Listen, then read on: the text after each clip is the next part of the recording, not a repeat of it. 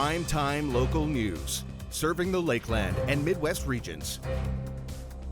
Good evening and welcome to Primetime Local News. 8 more people who tested positive for COVID-19 in Saskatchewan have died. One death was in the 70 to 79 age group in our Northwest zone. There are 194 new cases, with 26 of those in the Northwest. Our zone remains the third for highest number of active cases in the province, with 283. 2,254 cases are active in Saskatchewan. 194 people are in hospital, with 17 in our zone, including one in intensive care. Close to 36,000 people have been given the vaccine. And the vaccine distribution continues in the province, including a new one being developed at the U of S. Connor Chan has more from MLA Colleen Young on when Lloydminster can see the second round of vaccines. Joining us here today on Primetime Local News is MLA Colleen Young. Colleen, today we're talking about the vaccine and the distribution in Lloydminster specifically. We know over 2,000 doses were given, but what's the latest on that front for people getting their second doses, and also kind of what's the holdup for the rest of people that still need their first dose in the area? Well, as you know, they have been the Moderna vaccine, the Pfizer vaccine has been administered, the first doses, to our long-term care facility residents, Jubilee Home, as well as the frontline healthcare workers there. And to our northern Indigenous communities, there was about 450 vaccines went to the north there. AHS came in and did all the long-term care facilities on the Alberta side, as well as Pioneer House, and SHA did the Pioneer Lodge portion of that. So all of our long-term care facilities and with our residents and our healthcare workers have had their first shot of vaccines. Our challenge right now is ensuring that our second doses come in a time frame that makes that first dose effective. So that's where the challenge is. We aren't receiving any more Pfizer vaccines currently from the federal government. We will get some Moderna ones still here at the end of February to administer second doses. So, you know, we've done what we can with what we've gotten and gotten it out and around the province, but there are still a number of areas that haven't even had their first doses. So, and the challenge is that getting those vaccines that the federal government promised that we would get. Now, the University of Saskatchewan did announce trials for a COVAX-2, which is a vaccine developed by the Vaccine and Infectious Disease Organization. Was this something that Scott Moe knew was happening, and is it going to possibly be considered as a solution for when it comes to distributing the vaccine in the province that need their second doses, or places that still need their first doses even? Well, we know that back last year, even in March and April, our University of Saskatchewan was already doing research on the COVID-19 virus, and they were doing some trials already that were shipped off down east to Montreal and were being tested. So they've moved that process along, and right now they are at a stage of doing some more trials and are hoping that the FDA will approve the vaccines that they would like to produce here in our own province. If it's their vaccine and it's a first dose, you have to stick. Typically, what I understand is that you have to stay with the same vaccine that you had the first time. So if you receive the Pfizer vaccine, you must take a Pfizer vaccine as your second dose. Moderna first, second dose as well. It has to be Moderna. So based on whatever vaccine you received the first time, you have to stay with that same vaccine. How much vaccine talk are you hearing here in the area, Colleen? I know the government is doing what they can to get the vaccine out. So how constant do you keep hearing and getting questions from residents about when people are going to get their first dose? I do receive calls. I receive emails from folks wondering how they can get on a list. And as we know that there is an immunization oversight committee, of which all the provinces have representatives on, and have been the ones who have been making the determination as to how the vaccines will roll out, but also as to who will receive them first and in which phases. So it was set up in phases, And as we know, it was determined that the vaccines would go to the most vulnerable areas where we had seen outbreaks to begin with. So that is our long-term care facilities in the province, but then also to our northern Indigenous communities where we know there were outbreaks early in last spring already and even into the fall. So that then became the 70 plus after that. And that's where I'm getting calls as everybody's saying, so how do I get on a list? Where do I call? What do I get? How do I do this? And it is very frustrating because of the fact that that hasn't been set up yet, because of the fact that we don't know when we're getting vaccines and which ones we're getting. So that is the biggest challenge is, yes, people would like to know when they're supposed to be getting vaccines. And we are hoping that, you know, the federal government will still come through, and we will be able to start doing the general public probably by June, we're hoping. Well, Colleen, I really appreciate your time. Thank you very much for joining us today. In this week's Beyond the Classroom, we take a look at the Lloydminster Catholic School Division's School Resource Officer and the relationship being built between students and the RCMP. Constable Melanie Flynn is the resource officer for LCSD, where today she was spending her time at Holy Rosary High School, taking questions and talking to students, which is one part of her job within schools. I'm around the school, just ensuring the safety of the students as well as engaging with the students here. So it's a little different this year. There's a few less students kicking around the hallways, but when they were sitting at the table, I approached them and have that positive engagement with the youth. Constable Flynn has been doing presentations virtually and in person with different grades across the division, where she teaches the students about topics that may affect them.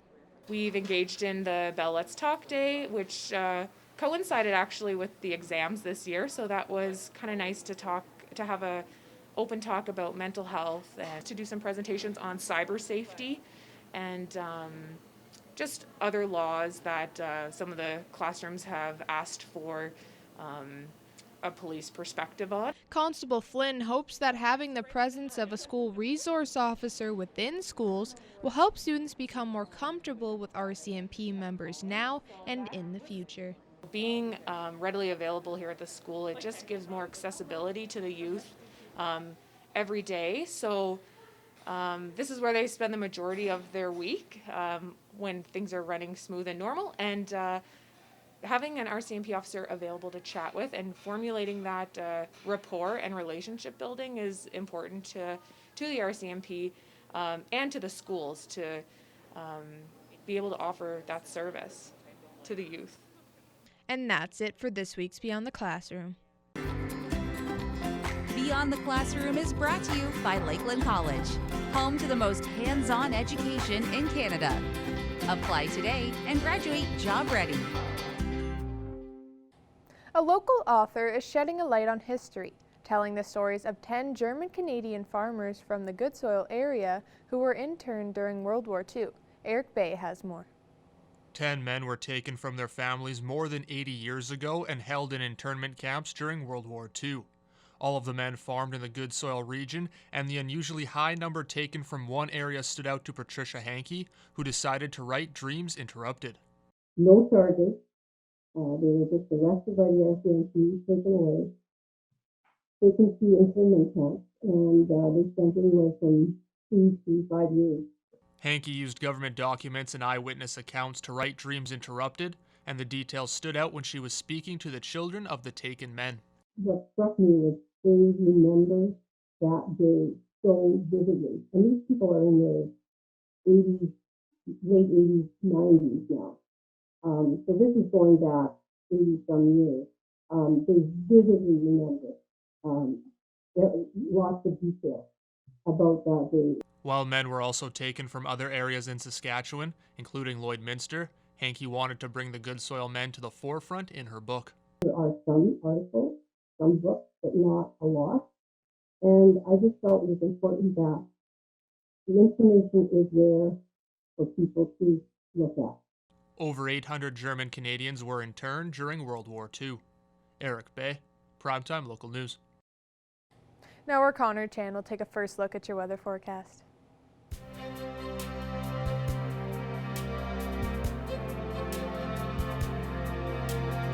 All right, thanks a lot, Jasmine. Looking outside right now, I'm not seeing some snow quite yet. We could see that in also later parts into the evening, but minus 17 is what we're expecting right now, or seeing right now, excuse me, with minus 28 with added wind chills. So the wind chill is definitely picking up. Of course, I've been kind of stressing and emphasizing that throughout most of the earlier this week that we are going to start to get a lot colder, and that is going to be the case as we look at the 3-day and 7-day forecast later on. But right now, minus 18 in Vermilion, minus 15 up in Bonnyville, minus 16 for Cold Lake right now, minus 19 in Vegreville and Wainwright, minus 18 we see in Provo, excuse me, minus 17 in Macklin and North Battleford. We see minus 16s up there in Maidstone, St. Walburg, and in Meadow Lake as well. Now here's a look at the satellite radar map. Not a whole lot happening. This is from earlier into the afternoon, so pretty calm for right now. It's mostly we do see some snow kind of in that southern Saskatchewan area there, in that midwestern areas there, but we are going to start to see that snow around that overnight tonight and carrying over into tomorrow as well. Now looking overnight in North Battleford, minus 25 with some cold temperatures continuing on there, so it could feel like minus 30 overnight tonight, going into minus 17 tomorrow with some flurries throughout the daytime. Looking ahead into Cold Lake, of course, they got lots of snow yesterday with that snowfall warning. Looking at minus 28 overnight tonight, going into minus 15 throughout the daytime tomorrow. And then for us here in Lloydminster, we're going to also see some snow tomorrow as well, but overnight tonight is going to get a lot colder with that minus 27. It could feel closer to that minus 35, maybe even closer to maybe just being shy of minus 40. Now here's a look at what we could see over the next 3 days. We could see that snow carrying over into Friday as well. Minus 15 the high there, like I said, but with the wind chill could feel like minus 35 going into Friday, minus 40 expected with that added wind chill. And then as we look ahead to Saturday, the daytime low there, minus 35, and then minus 29 for the high. And then if you add the wind chill, that's minus 44 is what it could feel like on Saturday. That is a look at your 3-day forecast for now. We'll have more primetime local news after the break.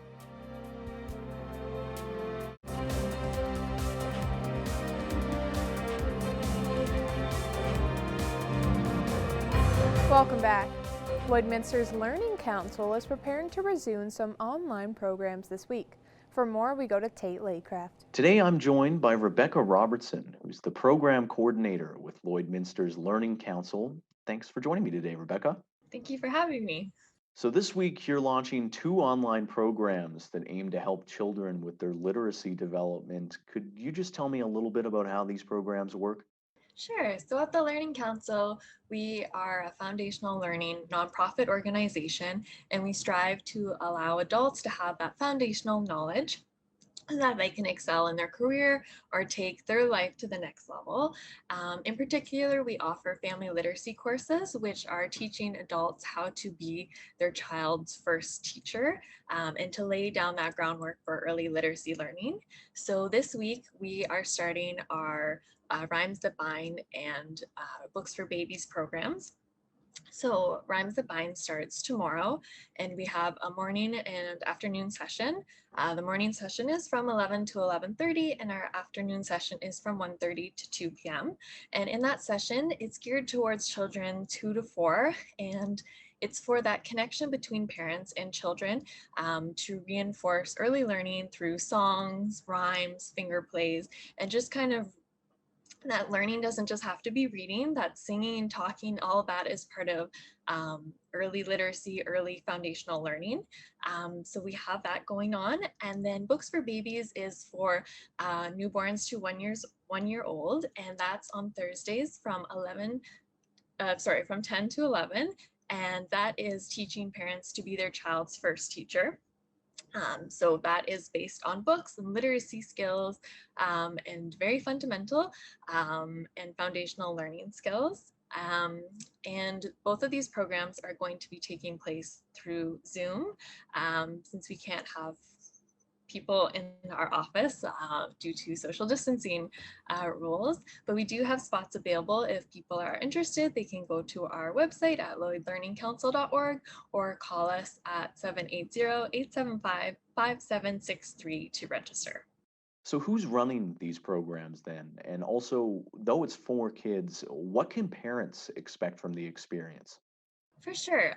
So both programs are run by separate facilitators, and they are trained in early literacy learning.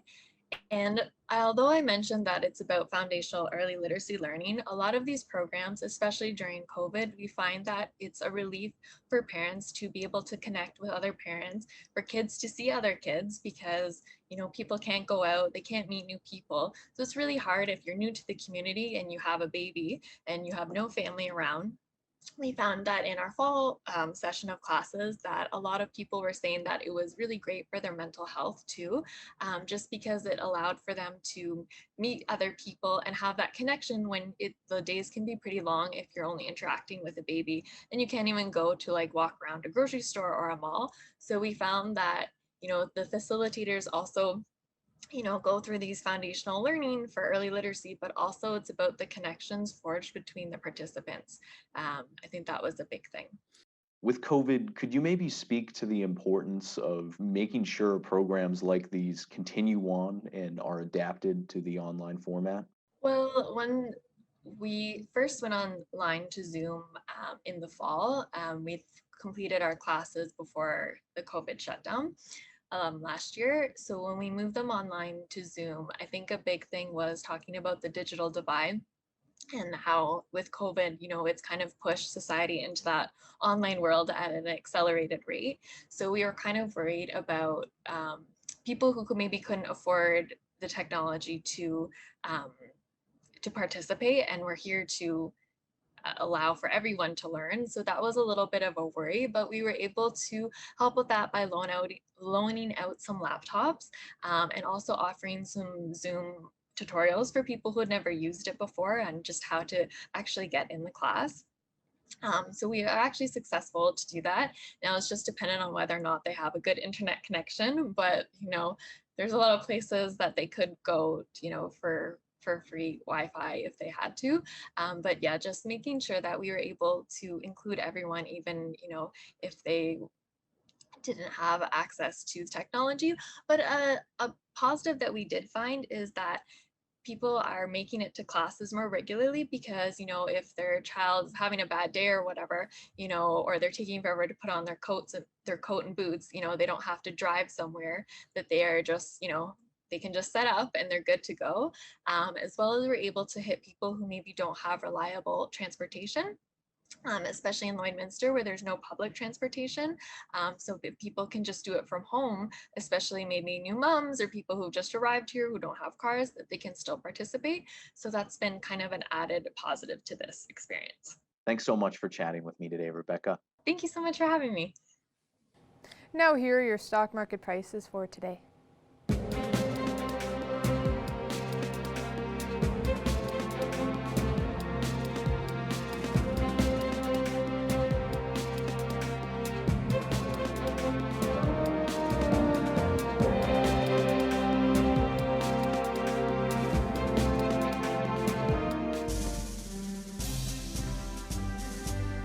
Today's oil prices are brought to you by First General Services.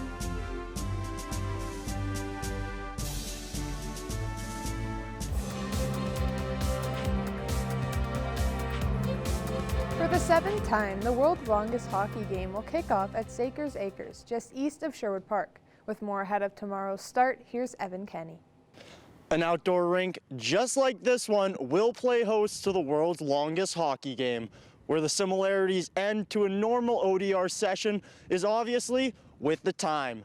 Back in 2003, when the world's longest hockey game first got started, they played 80 consecutive hours of hockey. This year, they're looking to break the 2018 record of 252 hours. This year's goal is to raise $1.5 million for the Cross Cancer Institute, and more specifically, for a new drug clinical trial. The past 6 events have raised just shy of $5.5 million, also going to the Cross Cancer Institute. A big reason behind why I wanted to get involved too is really honestly doing something that's far bigger than yourself. And again, for the right reasons. Cancer, really has affected all of us in one way, sometimes, more than one way. So I'm looking forward to that. And of course, raising money for this amazing cause and being a part of something special. And hopefully we can make a difference for sure. Sam Saeed and Evan Nygren, 2 Lloydminster locals, will take part in this year's game. Nygren previously played in net in 2018, while Saeed will be making his debut on the 4th. For Saeed, the game means a little extra. I mean, the cause speaks for itself. I myself was a patient at the Cross Cancer Institute for several years.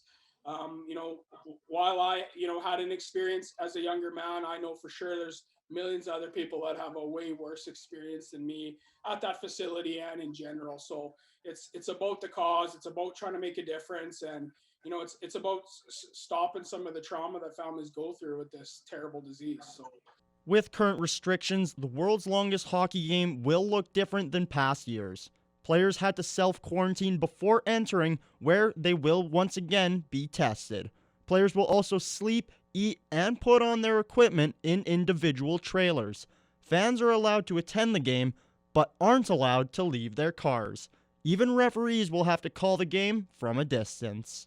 I literally know nothing about what's ahead of me. I don't have any really expectations.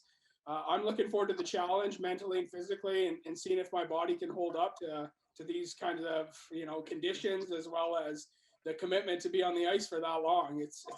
It's a little overwhelming and it's a little stressful, but I'm looking forward to the challenge for sure.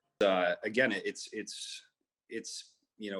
quite a test, in a few different ways, obviously, but at the same time, there's nothing that I've done that's even close to as rewarding as being a part of that game or this game. So donations can be made at worldslongestgame.ca and will be open until just after the 14th when the game is finished. While fans can't be there to watch, the website does have a live stream, and updates will be available on Sam and Evan's social media. Evan Kenny, Primetime Local Sports. Now our Connor Chan will take another look at your weather forecast.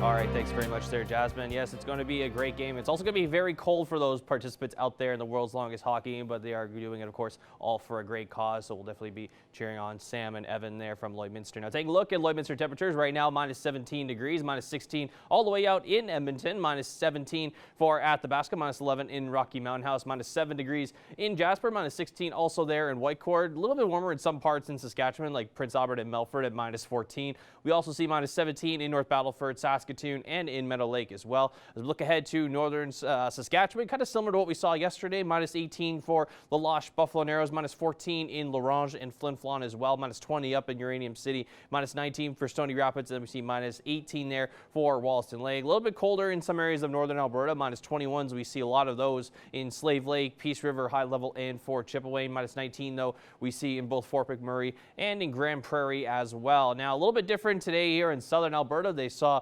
plus 10 a few days ago. Now we're back. Now we're seeing minus 12 in Lethbridge, minus 14 for Medicine Hat and Calgary, minus 4 in Banff, and then we see minus 19 there in Coronation. Now looking ahead into southern Saskatchewan, also big temperature change compared to yesterday. Minus 18 in Swift Current and Kindersley with minus 17 for Moose Jaw, minus 16 in Regina, a little bit warmer out in Yorkton and minus 12, and then minus 14 there in Estevan. Looking ahead across the country here, minus 3 in Winnipeg, minus 1s in Quebec City and in Toronto with some clear skies there. 6 degrees in St. John's right now with some showers happening, and then 5 degrees in Halifax. Clear skies in Edmonton though, but the temperature, as I mentioned, it's going to get a little bit colder. Of course, the World's Longest Hockey Game does start tomorrow for all those people playing. Plus 7 degrees there in Vancouver, minus 27 up in Yellowknife, and then minus 18 there in Whitehorse. Looking ahead into tomorrow, we are going to see minus 15 as a daytime high, but it's definitely the wind that's going to play a major factor. We are going to see temperatures getting closer to that minus 40 range with the added wind chill. So minus 14 in Vermilion, minus 15 we'll see kind of all over the place here in our region. St. Paul, Bonnyville, Cold Lake, Pierceland, and in Lac La Biche as well. A little bit warmer in Provost and Macklin at minus 9 and minus 7. Minus 17 we see there for North Battleford. Minus 16, for Maidstone, St. Walburg, Meadow Lake, and Green Lake as well. Now here's a look at what we could see heading into the weekend here. We are expecting some flurries as well for tomorrow possibly. If not, then it'll carry over into Friday at minus 25, minus 29 on Saturday, minus 34 degrees as the daytime high on Sunday, and that's if you don't count, that's not even including the wind chill. So it is going to get very cold this weekend. Make sure you are bundled up and plug your vehicle in to make sure it does start for the next day. Minus 30 on Monday, minus 22 there on Tuesday, and then looking ahead to Wednesday, minus 20 as well. And the wind chill is going to be a killer for a lot of us. So do dress warm if you are going out to enjoy the nice clear and sun and cloud mix we are going to have. That is a look at your 7-day forecast. We'll have more primetime local news after this.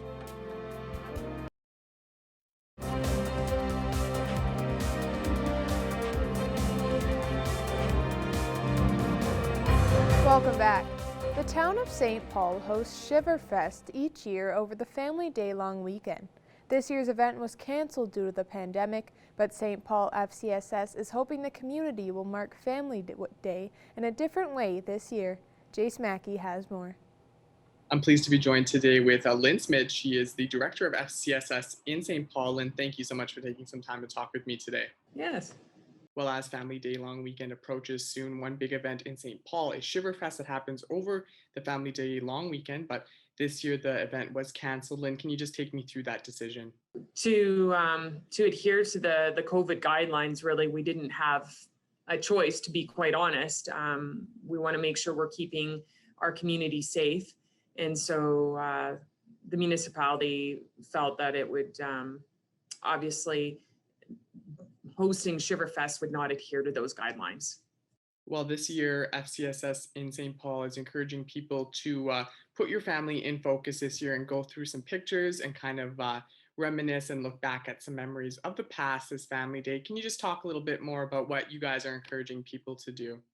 So really with Family Day, it was meant here in Alberta to put that focus back on family. So we just thought, I know a lot of people have access to things outside that they were able to do, like skating and skiing and having a bonfire, that type of thing. So we just thought photos might be something that they hadn't thought of doing. And it really gives you a chance to reminisce about your family, and it encourages everybody in the family kind of to get together as a household, of course, and look through those photos and remember some of the good things. Obviously, this has been a tough time for everybody, and being able to really realize there's those special moments that we share with one another. So we're encouraging people reminisce, pull out some old photos. Maybe they can be really old photos where, this was great grandma or great grandpa.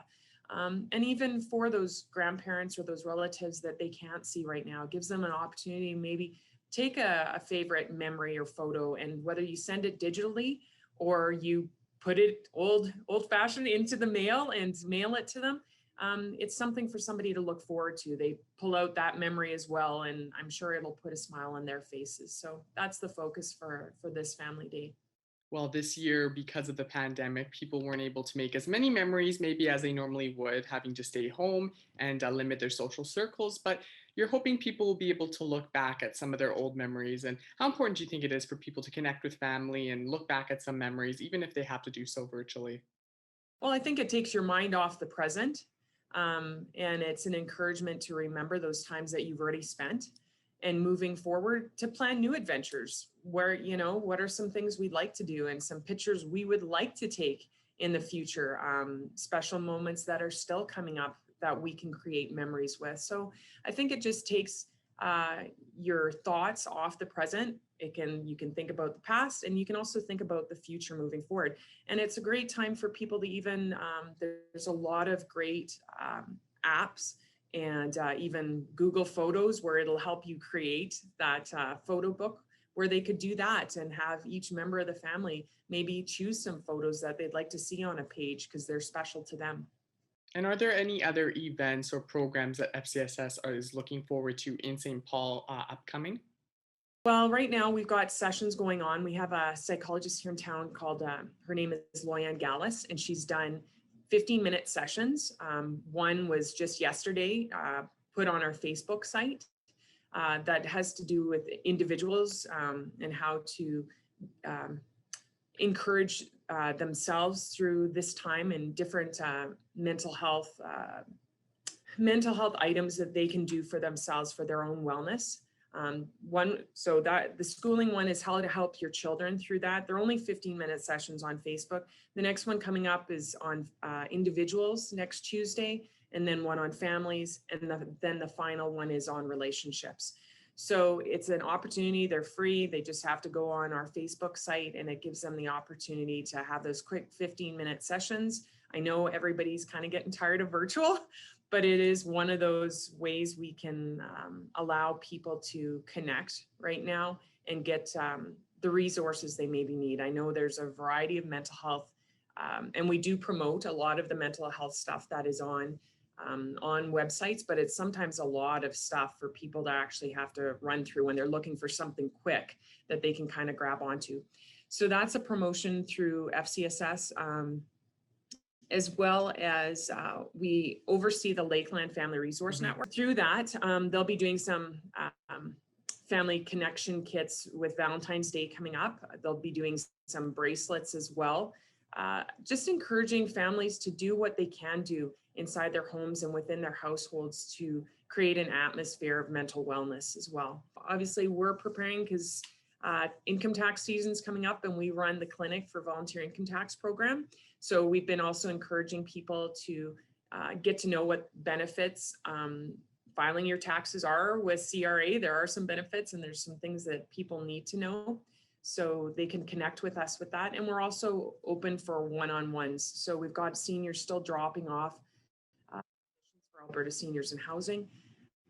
So we're very much still trying to connect with people. They can give us a call at any time. And so that's what we're looking forward to this month. Well, and thank you so much for taking some time to talk with me today. Thank you. You too. Take care. Now we will be taking a look at your pet pad pictures. Thank you to everyone who has submitted your pictures to our Facebook page throughout the week, and we will be giving away a pet pad gift card on Friday.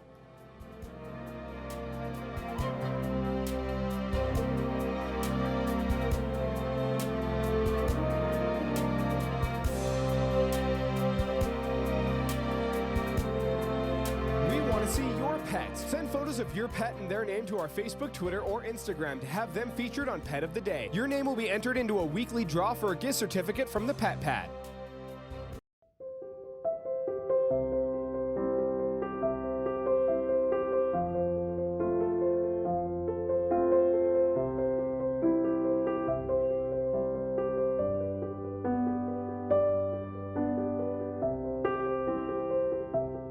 We're back this week with Stephanie Dobson. Stephanie is a local lawyer and mediator here in Lloydminster.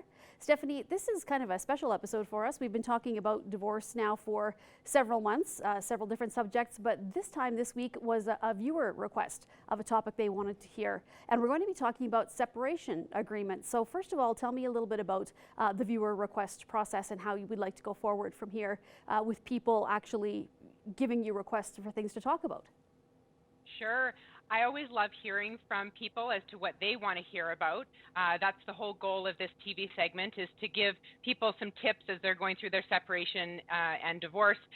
So you can either go onto our website. We do have a contact form specifically on the page that has all of our TV segments on it, but there's also a contact form on every page of our website, and that sends us an email directly. And I believe, Stacey, you guys also have a way, if people contacted the TV station, you'll get a hold of me and let me know what the topic is.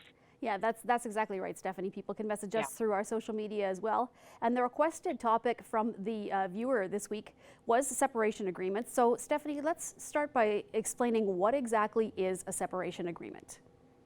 Yeah, that's a perfect place to start. So when people are finalizing their separation and divorce related issues, there's two types of documents that you can have. One is a court order, and one is a separation agreement. So the separation agreement is what we're focusing on here today. So that's a document that both you and your former spouse will sign. Sometimes it's signed by your lawyers, depending on the topic. There's some legal requirements that too much detail to go into today, but there's some legal requirements around who has to actually sign the document. But it's really, there's a variety of topics. Basically, it's a guidebook of how your post-separation lives are going to look. Well, now, Stephanie, let's talk about some of those topics that would be in an agreement. What kind of things would you see? There's usually 4 to 5 topics that are sort of the main topics. The first one is the parenting plan. So that's the plan that you and your co-parent are going to make around the kiddos. So decision-making responsibilities, time sharing, and those sorts of things around the kids. The second topic is child support, that of course relates to the support of the children post-separation or divorce. And then continuing on with the finances, the third one is spousal support. So how are each of the spouses going to make sure that they can survive financially outside of the relationship? Fourth is the division of your assets and debt. So there's the household contents, the blender and the toaster, of course, but then there's the big things like who's going to keep the house or will it be sold, the vehicles, investment accounts, bank accounts, that sort of thing that gets divided. The last thing is a maybe topic.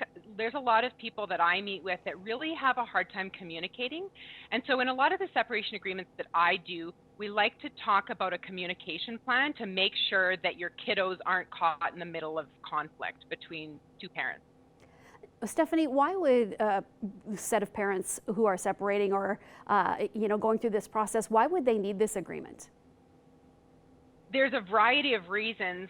The first one, let's talk about the most important, which is the kids. And a lot of times parents, as I was just mentioning, have a hard time communicating. And so it's really advantageous if you have a detailed parenting plan within your separation agreement that helps parents to figure out how are they going to co-parent post-separation so that they can work out that conflict with their professionals' help before they embark on this separated two-home parenting. The second is with respect to sort of, I call it that line in the sand. So it's making sure that your I's are dotted, T's are crossed, your property, your assets and debts have been divided in a way that you can acquire assets or incur debts post-separation in a way that you're not necessarily going to have to share with your spouse post-separation. Now, there are some times where lenders, third parties like lenders, might require a separation agreement. So that's another good reason to do it. So if you're, for example, looking to refinance the home, a lender is going to say, you're separating? Okay, it's on our checklist that says you need a separation agreement. So you might need to check as to whether those kind of obligations as well. And Stephanie, when it comes to the lenders, they need the agreement. Is it basically for their own paperwork and so they kind of know what's going on? Is that the main reason, or are there other specific reasons that they also may require that? Every lender is different as to why they require that separation agreement. There's two main reasons that I want to talk about today. So the first one has to do with income and expenses. So the lender is looking for what your income will be post-separation. So of course that comes from employment or whatever your regular job is, but it can also there's some lending programs which actually will incorporate spousal support and or child support as part of your income to help you to qualify for your loan if you're looking to refinance something. They also want to know if you're on the paying side of support. They also want to know what your obligations are because that will of course affect your ability to qualify. On the property side, on the assets and debt side, sometimes there are assets or debts that are in joint names currently, but after the separation agreement has been signed, those debts or assets are not going to be in your name, or they're going to be in your name alone. And so that separation agreement will help to clarify those kind of things. Sometimes when they look at your credit report, they'll say, okay, it looks like there's a debt that's in your name, and you can say, no, my former spouse is going to be taking that over. So the separation agreement really sets that out. I want to leave with this topic with a tip, though. I always recommend to my clients that they take their draft agreement before they actually sign that separation agreement, that they actually take that to their lender and say, look, if the circumstances were such that I signed on the dotted line here, would I qualify? Because we can sometimes get into that chicken and the egg scenario. The lender says, I can't qualify you until you sign it. And you say, well, I can't agree to keep the house until I know if I've qualified. So the draft agreement can really help in working together with your lender to get them all the information and to start that qualification process, even though it can't be finalized. Well, Stephanie, this has been enlightening as per usual. There's so much information that you don't realize you need when it comes to divorce and separation. So if somebody wants more information or have questions for you, Stephanie, or topic suggestions, what's the best way to reach you? As always, they can go onto our website at henkadivorce.ca or call our office 780-875-2234. All right, well, thanks so much, Stephanie, and we'll talk to you again next week. Thank you.